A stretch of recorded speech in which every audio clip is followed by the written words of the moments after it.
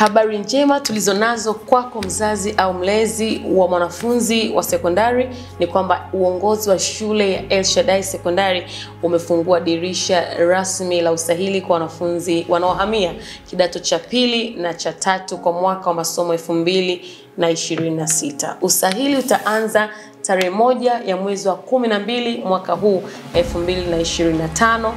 Na kwa wanafunzi watakaopata nafasi ya kujiunga na shule hii ya sekondari watapata fursa ya kujifunza masomo ya ziada kama vile masomo ya lugha ya Kichina, lugha ya Kifaransa, mafunzo ya kompyuta, lakini mafunzo pia maalum ya kuogelea.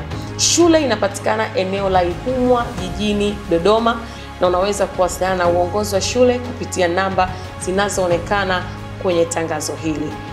Unaweza pia kutufuatilia kupitia mitandao ya kijamii ya Facebook na Instagram kwa account ya El Shaddai Secondary School. Hapa El Shaddai tunasema wasomi wa leo ndio viongozi wa kesho. Wote mnakaribishwa.